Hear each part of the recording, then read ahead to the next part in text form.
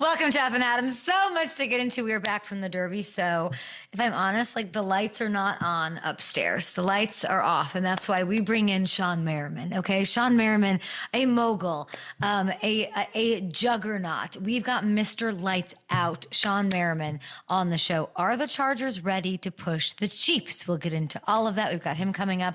And my dear friend Carmen Vitali, a genius, a wizard. She's with Fox Sports. She is stopping by. What's going on in the NFC North? Talked to Kevin O'Connell last week about sort of the complexion of the coaches. We're going to go top to bottom, that and other NFL storylines. Let's do it.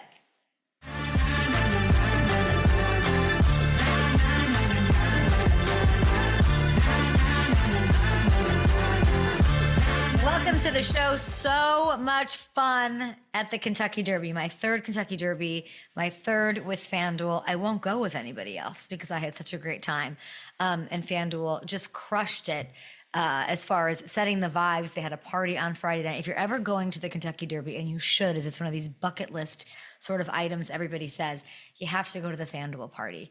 It is on, Kentucky Oaks Day, and then you go to the night party with FanDuel. Shabuzi was there, and Hamilton. I've never seen in the history of my life, and you know that I'm a music gal. Mm-hmm. I go to concerts very regularly. I like live music. I don't know, and I was really thinking about it. And oh my God, I just saw the Lady Gaga footage, 2.5 million people at her concert. I actually can't even do the math on what that would feel like or look like. But Shabuzi, not quite 2.5 million, but a great crowd and great people in that crowd. A lot of stars, the biggest stars that were in Louisville were in attendance watching. Yeah. He encored twice. Like he sang his hit, his biggest hit. He got a great slap called Amen with Jelly Roll that's out right now. But he shut it down twice. He ran back his final song. I've never seen it done. Yeah, I gotta say, I don't think I've ever seen that before either. Also, Stephen Wilson Jr. was fantastic too. He's having a moment between the national anthem at the draft and that, and a lot of stars in the tab. Brian Westbrook was great to see him again. Boston Rob Mariano from Survivor. Shout out to him. You've lost me. You absolutely have lost me. No bigger star in attendance than my brother, who almost flipped a couch. Oh yeah. Almost flipped a couch onto our CEO. She didn't know that was going on. It's fine. But he's saying that, but Shabuzi absolutely crushed it. An absolute star. Came out into the crowd. So thanks to FanDuel, to Deb, her whole team, for everybody for having us as a part of it. That was really, really fun. And it keeps growing. Like, it's so fun to see. The first year we went to the Derby, FanDuel didn't have a party. And then the second year, they're like, let's throw a party. And that was really fun. And we had Neo, I believe, and that was so great. And then this year was even just like they blew it out.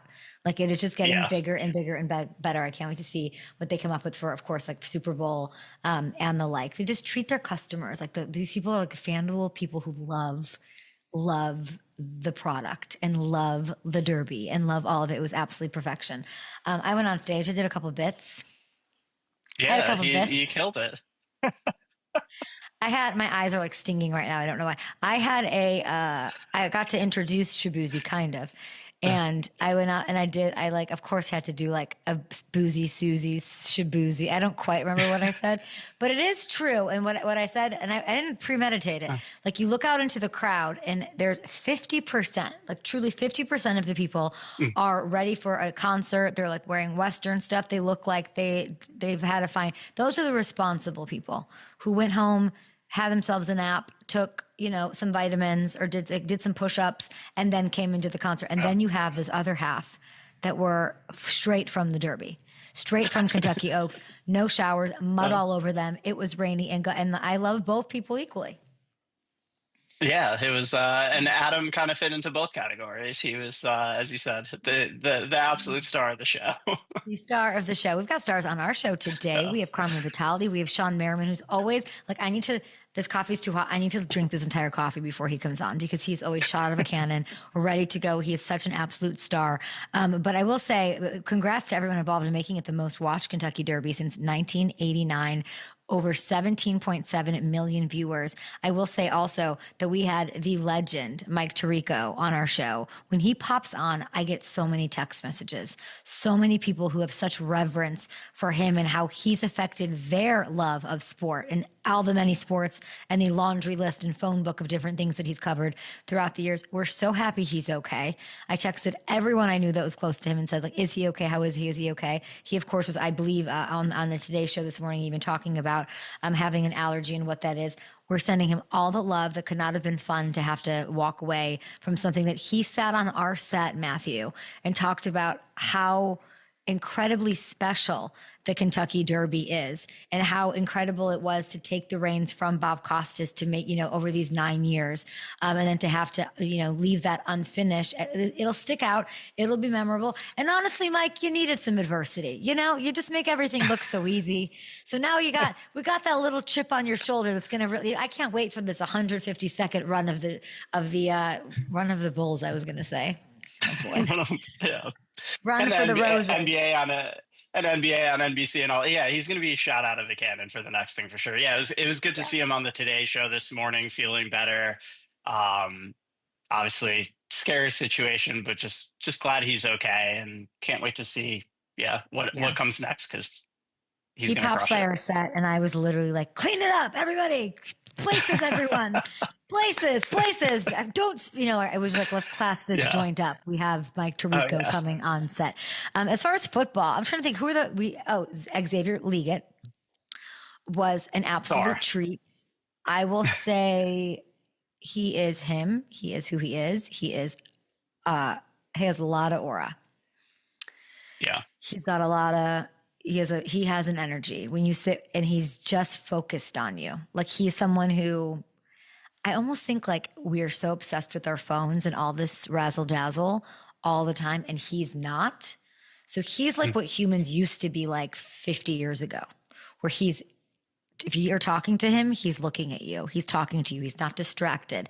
It's sort of interesting to see, but he is like, I don't know that he has a cell phone. I don't think that I saw him on his phone once. He was so present and he was so calm. And I like really, really thought he was such a stud.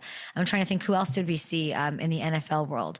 Aaron Rodgers, that whole crew was there. They showed them on TV a bunch. Devontae Adams was there, did not come on our show. That was a huge bummer.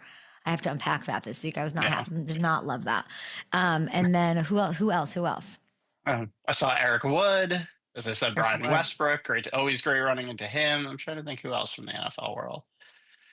There are a bunch of people there. Cooper DeJean was on the red carpet. Didn't see him, but I know he was there. I'm trying to think. No, Gronk. Gronk wasn't there. He should be. That's sort of weird that he wasn't. There were some other people I can't remember. We're going to bring in our guest because we're going to get to some NFL headlines. We're going to take a little break here, and we will be back with a 3-time All-Pro, founder of Lights Out Extreme Fighting. Shawne Merriman will be here.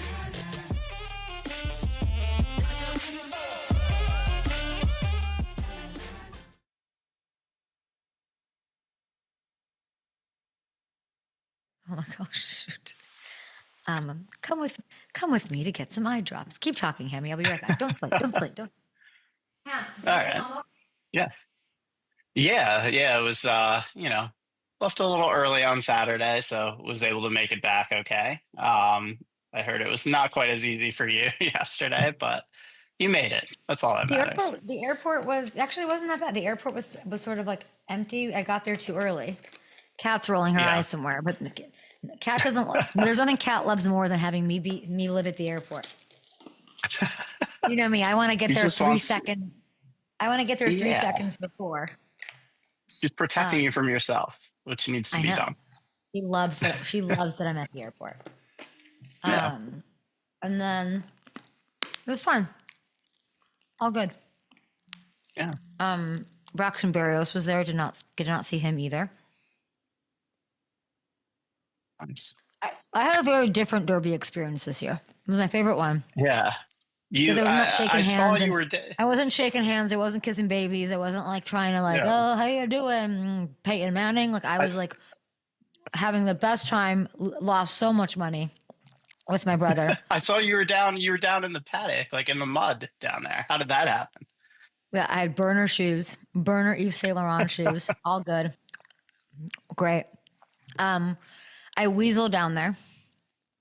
Okay. Mm-hmm. Did And you we got use to any stand of your out. brother's wristbands to get in No, there? but my brother pretended he was part of the ownership group of every horse. He Yeah. was dapping everybody up, had secret handshakes with people by the end of it. It was insane. It was absolutely insane. And then we Would would expect we would nothing like see less. people, and then like I'd leave him for a minute and come back. We'd be like walking, and he'd be like Jimmy, and they had like met previously and they knew each other. And I'm like, I don't.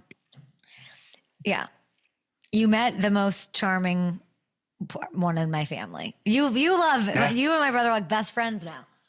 Yeah. He might be my He's your favorite person favorite. in the world right And now. it Yeah. is. He has that effect on people. No, it was a blast. It was a blast. I did lose quite a bit Yeah. of money. I was a Sandman girl.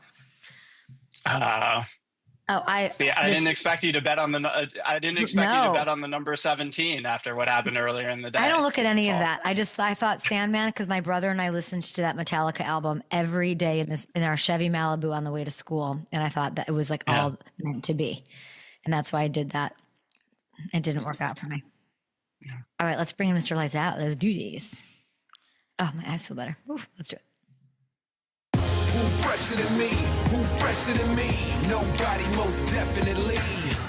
Who fresher than me? Who fresher than me? Nobody, and you get what you see. Who fresher than me? Who fresher than me? Nobody, most definitely. Who fresher than me? Who fresher than me? Nobody, and you get what you see. Three-time All-Pro, founder of Lights Out Extreme Fighting, Shawne Merriman. How are you this morning? Hey, what up? What up? Listen, I just got back from the Kentucky Derby, but I might have to go see a fight on Saturday. What's going on Saturday night? Yeah, we got a massive fight down in Long Beach this Saturday. Lights Out Extreme Fighting 24. Be live on my network on Lights Out Sports TV. But yeah, we got a big one. We got a new guy we just signed, Tyrell Fortune, the heavyweight. This dude is a monster. So we're gonna try to keep him for a couple more fights. But he might be the one of the ones after this fight take off to the UFC. So. But we'll see how it goes. But if we can keep him for 2 or 3 more fights, it'd be great. But I think this kid gone, man. He's gone to the UFC after this fight. What makes him so special? You just hooked me. Tell me. Yeah, he got some heavy hands, man. I just can't, obviously because I'm a big dude, so I like the heavyweight fights. Nothing against the other fighters like Jake Babbian's on this card, Brandon Art. Like we got a ton of great fights on this card. But me, when I start seeing them heavyweights, I'm like, all right, here we go. So I think Tyrell's one of the ones that might be going after this fight. Oh, we can't wait to see it. Congratulations to you and your son, by the way, Justin, who is at the You Are Athlete Junior Combine in New Jersey over the weekend. Did he win the quarterback MVP? He did. He's rated number 1 quarterback right now in Jersey class 2029. And I think ranked top 10 in the country or something like that. He's going to DePaul Catholic. So shout out to all the kids over there and the coaching staff at DePaul Catholic. Can't wait for the season. But he can go. He started to get that dog in him. I was always like, is he a quarterback position? But he started to have that dog in him now. So it's fun to watch. But he loves the work. I mean, you made a career hunting down and hating quarterbacks. How did you let this guy be a quarterback? How did you let this happen? You know how kids go. They do everything to spite us. They do everything to go against everything we believe in. And not to mention, he wore 12 his whole growing up. He's his kid. He wore number 12. Had me going into a Patriots shop in Boston. I was just sick to my stomach to get a Tom Brady jersey. But how we go. Anything for kids. So. Can you size him? Like, can I get a little scouting report on what you're saying? He's getting that dog in him. Like, how proud are you of your son? You know what? Talent. I never really cared about that too much. I still don't because he got a big arm. He's athletic. He got size. But like he would just with me, was staying with me for a week, and I wake him up at 5:30, 6 o'clock in the morning, like, hey, let's go to the gym. He just wipe his eyes and say, all right, let's go. And I'm like, okay, that's what I'm talking about. I like that. So he just got that. He got that work ethic in him. That's the part I love about him the most. I love that. The Chargers are trying to do their thing. You got this fight in LA and Long Beach tonight. I'm back in LA. They posted this picture of first-round pick Omarion Hampton, who is 6 feet flat. Okay, Jim Harbaugh 6'3". What kind of Photoshop?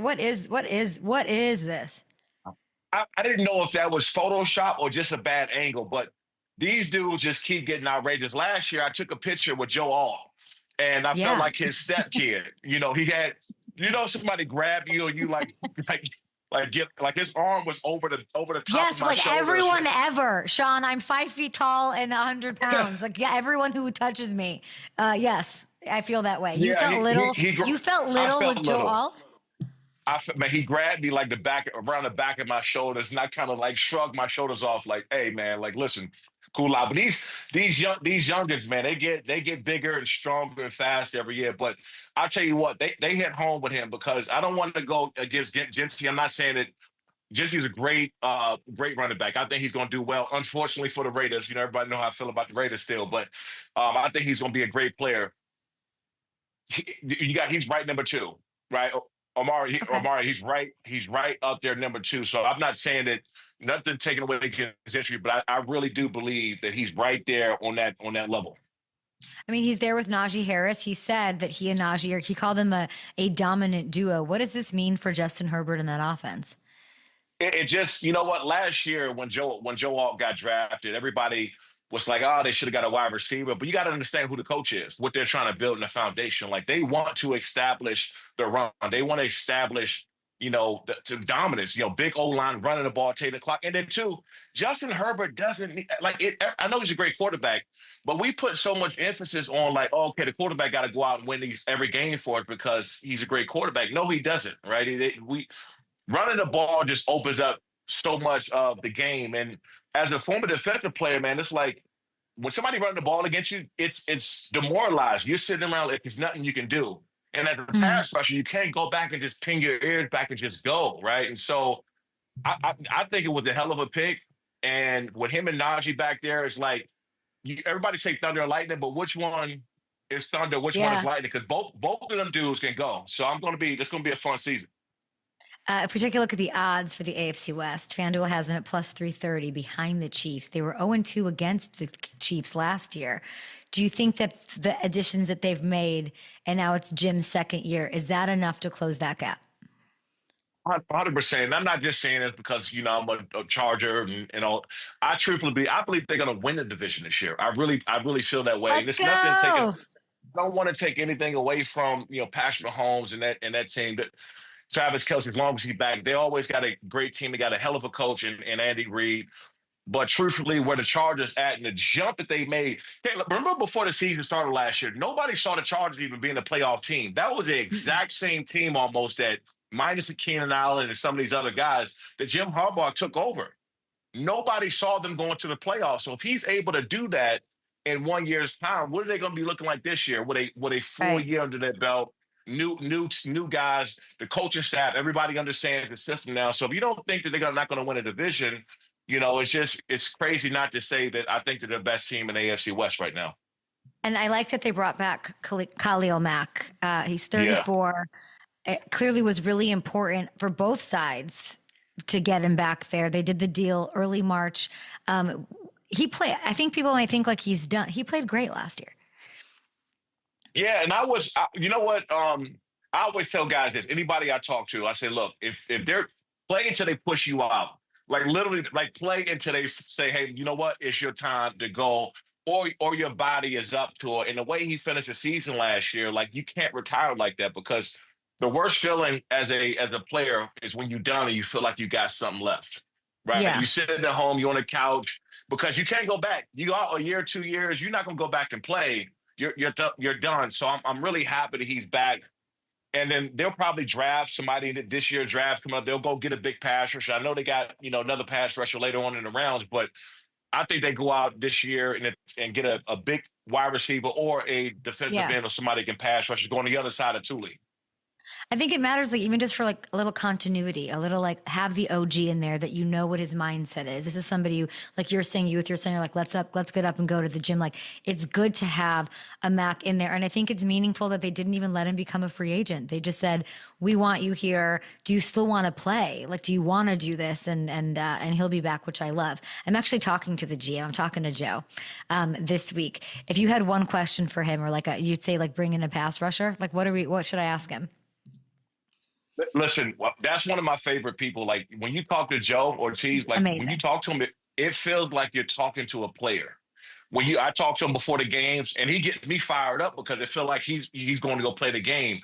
And so he's the ultimate football guy. He understands what he understands best is culture. And I don't want to take shots at Tom Telesco or anything like that because I like Tom personally. But when you start, I think that it's taking on his personality and that front office personality and what they're building, that culture going forward. They're tough. They're a hard hitting team. They're really focused. They're disciplined.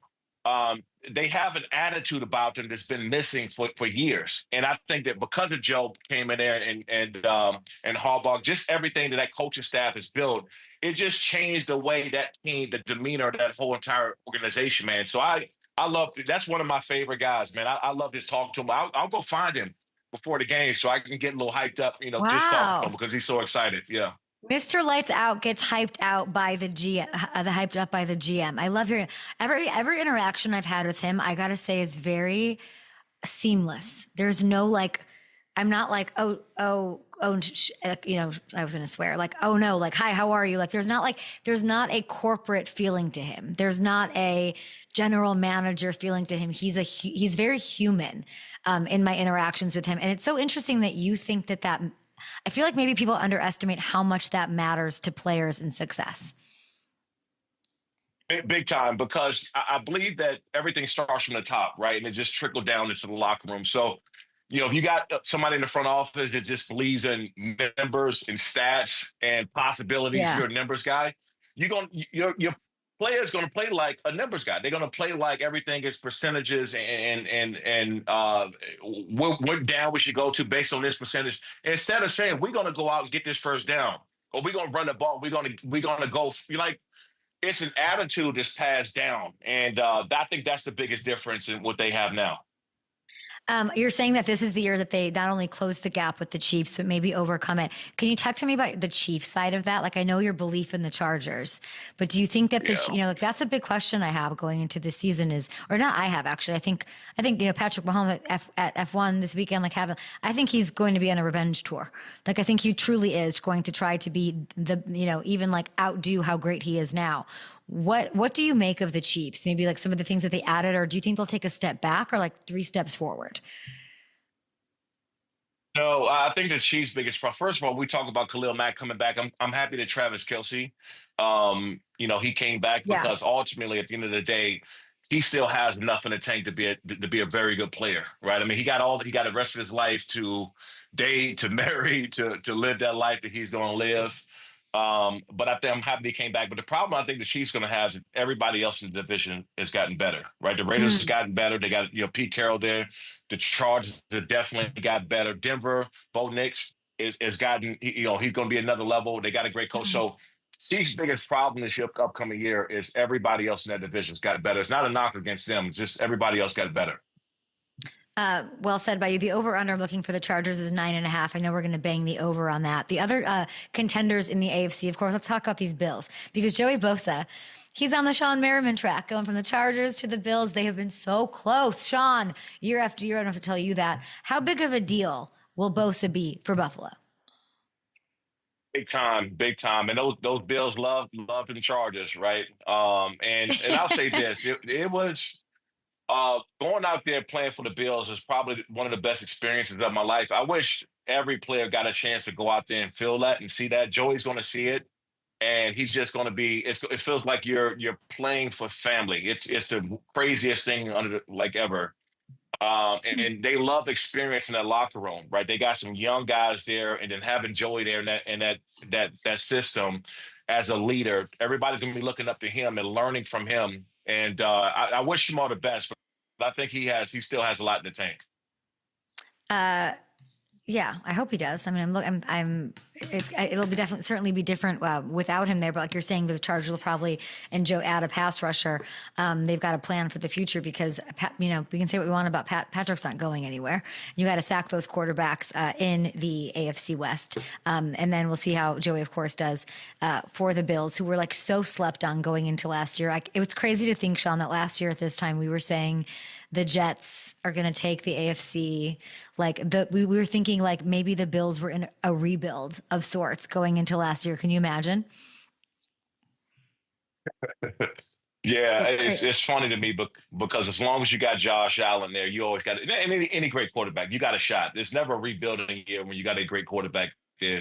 So I think the biggest thing is that we just talked about the Chiefs and the division in general just getting better. And Yeah. the Jets, you thought got better because they got Aaron Rodgers and all this stuff, and you thought they were going to be better. Miami was going to be better, and then Tua got hurt and things start happening. But ultimately, you're never going to be in a rebuilding situation when you got a great quarterback ever.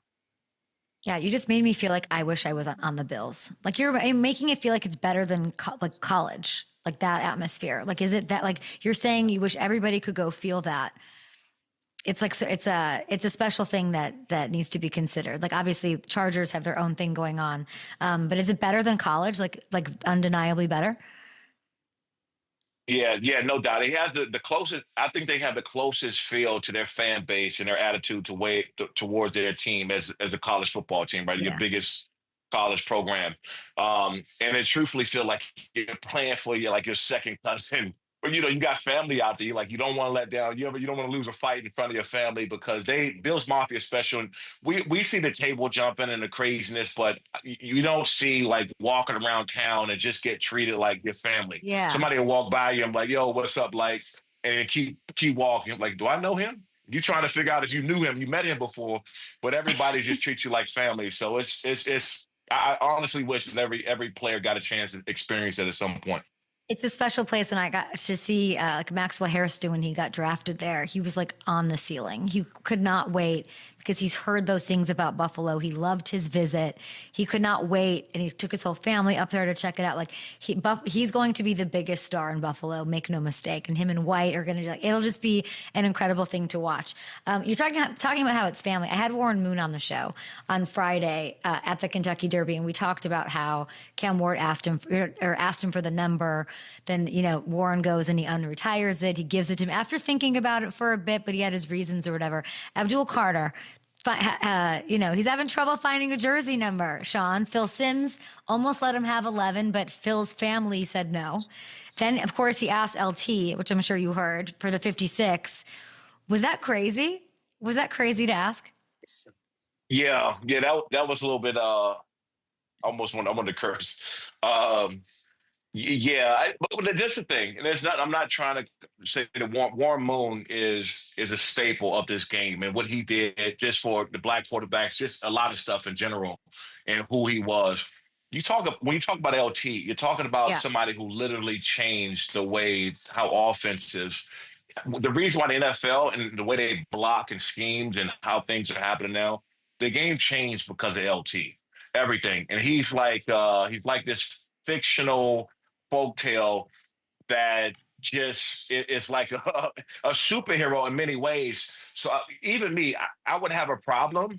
I would, if I did, I would be very private about it because I wouldn't even want it out there to think that I will go to the greatest player.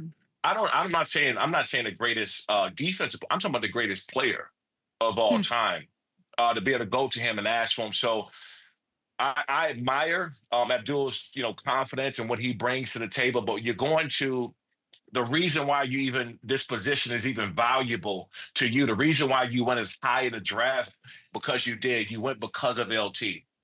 All of this because I wore 56 because of LT. The reason why this game, the defensive players are even important as they are right now is because of LT.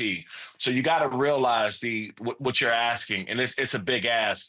That's not a shot at him. It's more of a shot at, man, you getting drafted in the top 5 as early as you did because of LT. That's the truth. And so when you go and do that kind of thing, it's you're asking for a whole lot. I think you just really beautifully said it. Best player of all time. It says, and I like that you're giving Abdul Carter his credit for being confident because it says a lot about Abdul Carter. And I don't think it's that he's ignorant or doesn't know. I think it's that he has the confidence that he wants to, I don't relate to that at all, Shawne. There's no world that I would want the smoke, the pressure that comes with, if he said yes, I'd be like, oh no, that's not, I would never want that put on me because that is a world of hurt. Look, you are overselling. That's too much for me. Yeah, no, you're right. And I wouldn't either because if you go a game or two without a sack, which we all know that happens because sacks come in bunches, People are Yeah. going to be booing. People are going to tell you to give the number up. And so I didn't really look at that as a shot at LT. I look at it as a shot, man. Do you really want to wake up every day of your life having to fill those shoes? Right? Because we all know that you're not going to go out there and have the best game ever, every single game. And so do you Yeah. really want, as you said, do you want that smoke? And that's something that he would have to deal with. I do like that's how he is. I would like to know like who is untouchable, what number, because what I love is I think what you love and most people, like there is a sanctity to this. There's like a religion to this. Like there are numbers that are untouchable because we don't want to see that number trotted out there by anyone, even if they are the next great thing. I would say like nobody can ask for Walter Payton's 34. Like that can't happen, right? We can't. So what are the other untouchable numbers in Shawne Merriman's opinion? Ray Lewis, Tom Brady, Joe Montana, Jerry? Jerry Rice. I would say there's about total of 10 to 15 guys total. Yeah. That you can't go ask for an 80 in the Bay. Like you cannot do that. You just cannot. I don't care who you are. No. That's like, Junior Seau coming in. I don't care what I thought of myself. Like did I want to be as great as Junior? Yes, but I wouldn't dare go ask for Junior Seau's number because of not just what he was as a football player, but what he meant to San Diego. That's just, to me personally, right? That's even less confidence. That's insanity because of who he was. And so, even a comparison, okay, it was an article written in a Union Tribune after my rookie year, going to the Pro Bowl, being defensive rookie, they wrote an article in the Union Tribune of San Diego comparing me to Junior, basically handing off the torch. And I remember sitting in front of my locker shaking because I was like, man, this is the smoke that, this 10, 11 Pro Bowls, this is Mr. San Diego. This is the biggest name that's ever came through San Diego. And you're comparing me to him after one great year. I didn't even want that smoke. And I actually wanted to follow in those footsteps and surpass him. I wanted to be better than Junior. But I can't do that to what he did and what he built in that city. I just, as you said, I didn't want that smoke. Yeah. I would never want I want to make a name for him. I'd want to quietly enter the league. And I actually think that Shedeur Sanders will be able to not quietly enter the league, but because there's so much hype around him. But I don't like, how do I say this? Like the bar, he's going to clear the bar easily, in my opinion, because people are really doubting him, right? Because of the slide, because of everything. I know that. I mean, you and your empire were part of the Shrine game. You and I talked that. You were at East West Shrine. Did you talk to Dable? Did you have this idea of maybe him slipping past the Giants? No, and so just give you a little background of that. So my network, Lights Out Sports TV, we had rights to the East West Shrine Bowl practices. Yeah. And so we live streamed the entire practice for 4 days. And when I tell you the first 2 or 3 days of those practices, I've never seen it like that. It's never been like that, the Shrine Bowl ever. Every NFL personnel, GM, you name it, was there. And I talked to Brian Daboll, and I also talked to the GM there. And I can tell you, between the Giants and the Titans, they would not leave Shedeur alone, to the point where I was almost tripping over their digital people with cameras because they were in our way. They were just trying to get as close as they were to Shedeur. So I knew that they were very high on Shedeur. So I don't know what happened from the East West Shrine Bowl into the draft, but whatever had happened caused everybody to slip or look past or not want to draft Shedeur. Because I can tell you right now that everybody was there to see him, even though he wasn't practicing. He was just kind of on the sidelines. They just wanted to see him in any kind of video they can get of him. So I don't know what happened from that time period to the draft, but I can tell you right now that the Giants, speaking of Brian Daboll and the GM there, and the Titans were very high in them, and that was supposed to be their pick. So I'm not sure what happened at that point. What do you think happened? Just as was reported, interviews didn't go well. Little stuff, as we all know what happens around draft time, started to peak up. And, maybe not practicing during the East West Shrine Bowl, maybe not working out at certain time points. So, I'm not, I don't know exactly because I'm not in those meetings, but I can tell you that they wanted to draft Shedeur at that time, the Titans or the Giants, that he was going there 100%, just based on what I've seen and just the conversations that was happening there. So I know that he was supposed to go to one of those two teams in the first round. Shawne, did you get to meet him? Yeah. I talked to him a little bit. We actually had a Bonnie Jill, who's our Mhm. correspondent there. Bonnie did a great job in interviewing him and a couple other players from Colorado. I thought he was a great kid. He got a little bit of that, but again, you prime time son, right? Like you Dion's son, and then also too, he has a lot of accomplishment coming from where he came from, and then doing the same thing in Colorado. Like he has the attributes, right? He has the attributes and awards, and he should have been. I'm not going to sit around and say he should have been a first round talent, but seeing him slip past a second based on what I've seen him do, not just in Colorado, but just knowing that I talked to a lot of NFL Yeah. personnel. I talked to a lot of people there. Everybody at that moment in time was very high on Shedeur. So whatever happened from the East-West Shrine Bowl, from that period of time to the draft, something happened that caused these teams to step away from him. It'll be interesting to see who gets the starting gig week 1. I like Dylan Gabriel. I think it'll be great to have in that quarterback room. I like that it's Flacco. It could be a really nice opportunity. I always sort of feel like you go where you're supposed to go. I don't know if you feel that way, but like it just kind of all works out the way it's supposed to. The door can't see it now. He can't see it now, but him slipping past what he slipped to might have been the best thing that has ever happened to them, because I think so too. When he ends up being a starter, because he's going to be the starter at some point. I don't know what point during the season he will be the starter. The expectations now, right? The expectations now is the weight is off his shoulders. So now everything he's going to do from this point on, if he turns out to be a starter, he turns out to be a top 5, top 10, even if he turns out to be a top 10 quarterback, it's a win. He can't. I feel that right now, Shedeur Sanders is in this position where he can't lose. He can only get a 5th round draft pick. He got all this hype. Great. He slid to the 5th. So how much do we expect from a 5th rounder? Right? How much do we don't expect? That's exactly right. Don't ask for Lawrence Yeah. Taylor's number. Just go in there, undersell, over deliver, and maybe he will there with the Browns. I have one last one for you, because this is like, what are we doing here? When I see, we're talking about jersey number. When I see the 56 Chargers jersey, you're the only person that can possibly be thought of. When are you going to be in the Chargers Ring of Honor? Where are we in the conversation? Look, I'm going to Antonio Gates' Hall of Fame, induction this year, and that to me, being able to live through LT, I was there for LT's. I'm going to be there for Antonio Gates. One day I'm going to be there for Phillip Rivers, his Hall of Fame, because that's coming, regardless of what anybody. It might be first ballot or whatever, but Phillip will be getting in. I'm happy living through that. So me, I didn't, I got hurt. I didn't have the longevity in the career that I did.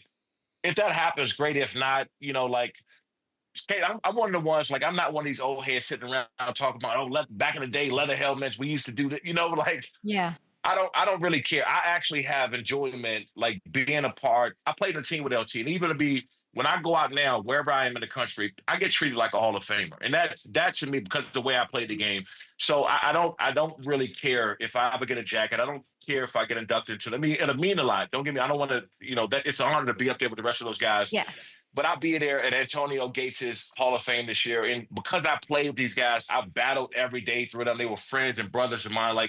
I'm one of the ones, I'm happy to be there, to be up there mentioned. When you talk about the Chargers, my name get brought up, I'm good. I'm good with that. I first of all, there's a lot there. I like that you snuck the Phillip Rivers, a Hall of Famer, in there, because I love that. Needs to be said. I don't want people to think you don't care. You would of course love to be a part of that. I like that you said that. And that was a perfect statement. I'll just remind everybody, All Pros, Pro Bowls, led the NFL in sacks in 2006 with 7 frickin' teen.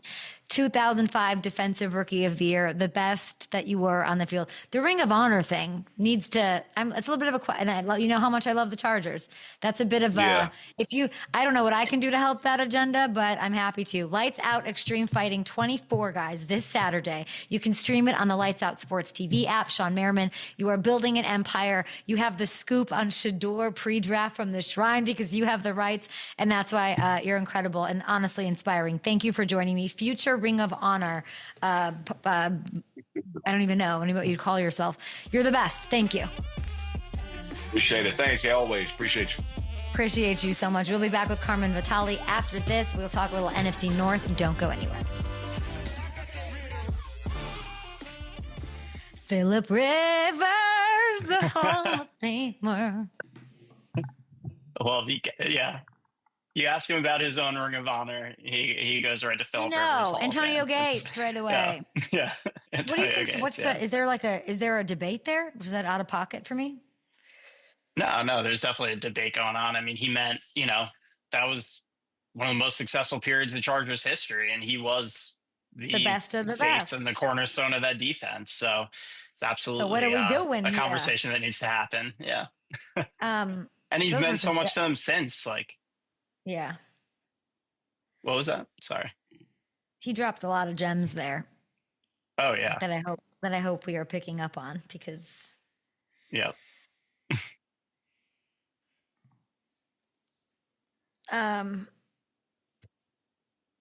Because that was good stuff. Okay. Yeah. Waking up. It was really good. I'm waking up now. I wanted to say too, did you see the Commanders news this morning out of Washington? They are going to be crisis mode. I have not been paying attention to anything. Go on. They're going to be hosting the 2027 NFL draft on the National Mall in front of the Washington Monument. I heard that. The scoop on all of us. Of course. But that's super exciting. And they're getting a new stadium. And there you go. There's going to be the backdrop for the NFL draft. That's unbelievable. And they're getting a new stadium coming up, which means there's a good chance we see a Super Bowl getting hosted in Washington too. What's the weather in February? What an off season for them. Around those parts. Gosh, the Commanders, I love them so much. Yeah. Well, it's going to be a little milder than here, but they're going to get a dome with the stadium. I think we have some pictures of their renderings too back there. Yeah, look at that. I love the W in the end zone. That's going to be sick. They're a good vibe. They're just a good time. Oh yeah. I love this for them. I think people are scared of the joint ownership, but look at the Commanders, relax. That's exciting. Yeah. This whole offseason is just the year of the Commanders right now. 2028 seems very far away, but it's not that far away. It's just actually insane to think about. Oh my God. Yeah. 2027. Pittsburgh, and then Pittsburgh's a great little vibe too. Yeah, that's going to be fun. Carmen. Okay. Next guest, an NFL reporter at Fox Sports, host of Fox Sports Saturday on Fox Sports Radio, and analyst for Marquee Sports Network. Goodness, Carmen, and all of a sudden you took on being a dog mom too. What was your time management skill, Vitali? There is none. Are you kidding? I just say yes to everything and then figure it out later, which is exactly what we did with that dog. And we ended up with a police dog. Completely by accident. We rescued him. I had no idea what he was. Turns out he's literally every breed of military and police dog that they use. So now I've added dog trainer to my resume because he's at school actually. So we have him in training. He's a Belgian Malinois. What does police dog mean? What does that mean? Belgian Malinois, German Shepherd, Dutch Shepherd. It's all of the breeds that they use for the bomb sniffing and the tracking dogs and the drug sniffing dogs and the tactical, the dogs you see in the tactical vests that are scaling walls. That's what we got. Good for you. Sounds like you got a bargain there. Is he? But is there? Oh my gosh! Stop. Is it Mozzie? Stop it, Carmen. His full name is Mozzarella Stick. Okay. And he goes obviously. When you say all these things, all I think is what a way to pick up guys. I'm borrowing that dog and walking down Manhattan, whatever you call that, so because that's is that a police dog? Tactical? Yes, in fact, it is, Jim. Mm-hmm. He's very well behaved already. Yeah, and he will walk really nicely for you, and he'll protect you. He's the cutest, sweetest light of our lives. So, oh my gosh, I'm so happy for you. Listen, let's talk about from that to sports, kind of sports adjacent. Dan Campbell, I have not seen this. What happened with him in the beanbag? Let's see this. Oh, What is this? What am I looking at? I love these things. I love these things that happen because it just reminds you that these guys are just dads. Like Dan Campbell is as MCDC, Motor City, Dan Campbell, like he's a dad. And this is him moving his daughter out of college. Oh my God. And I don't know how the beanbag even got outside from her dorm room, but that's not a beanbag. That's a bean bed. What is that? It's actually, so his wife, Holly, is so sweet. On Instagram, she always posts kind of like the behind the scenes of all of this.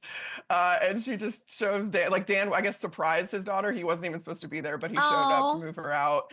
And this was a love sack. And she's like, note to self, moving a love sack is not as easy as it looks. Like you need more than a Dan Campbell to move a love sack? That's absolutely Which is wild, insane. right? I mean, yeah. If Dan Campbell can't handle it on his own.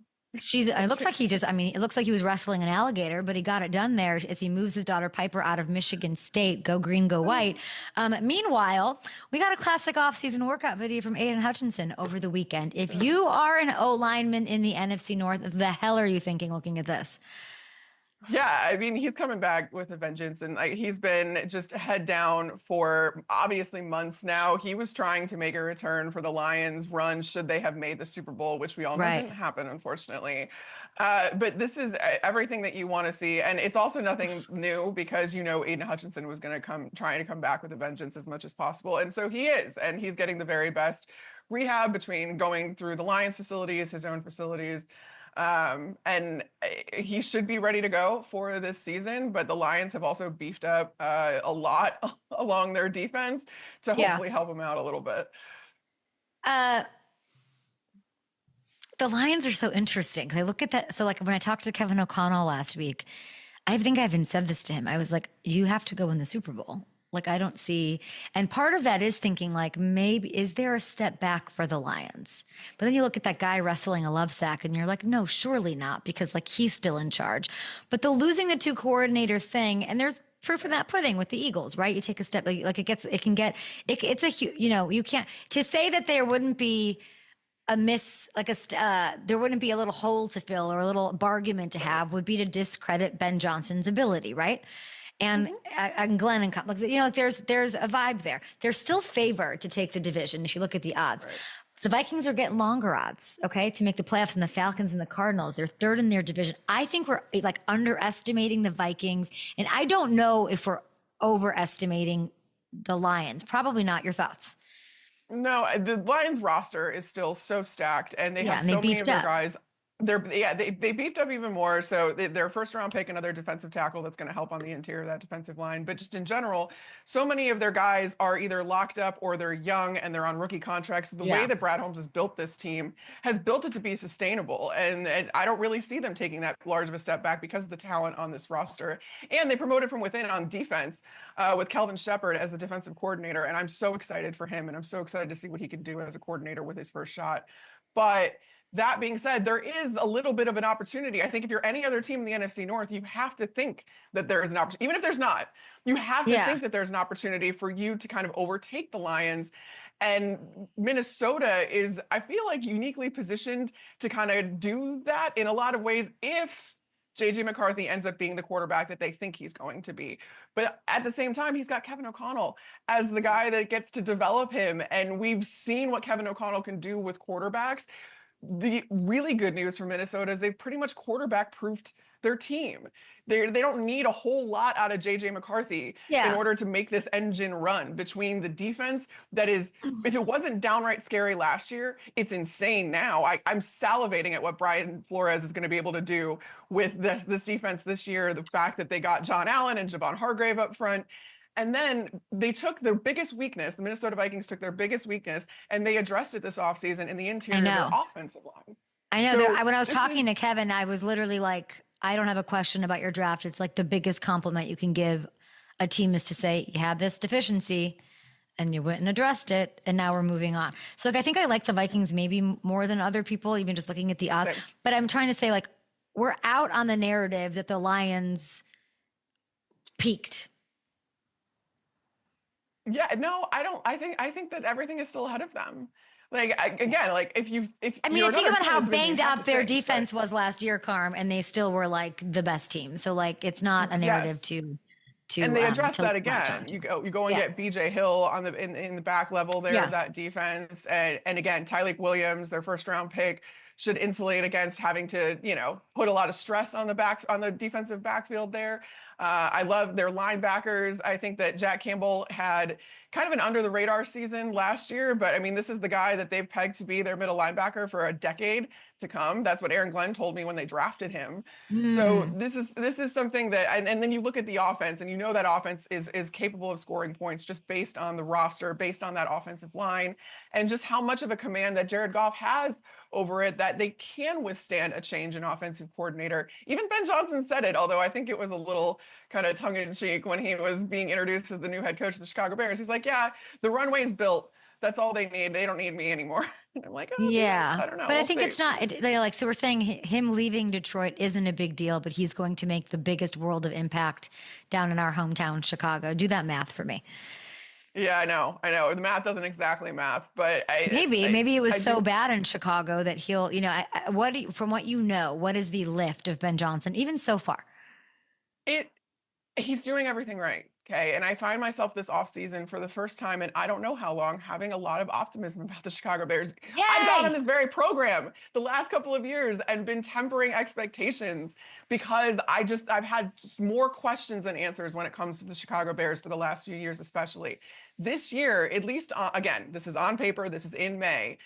It looks as if Ben Johnson is doing the right things. He's got individual workout plans and development plans for each individual player. He's building Caleb Williams back up from the ground up. He's beefed up the trenches, the offensive line. Let's take a look at some of those ads, control room. Let's take a look at some of those moves Chicago's made for Carmen. Thank you. Tell me what you like here.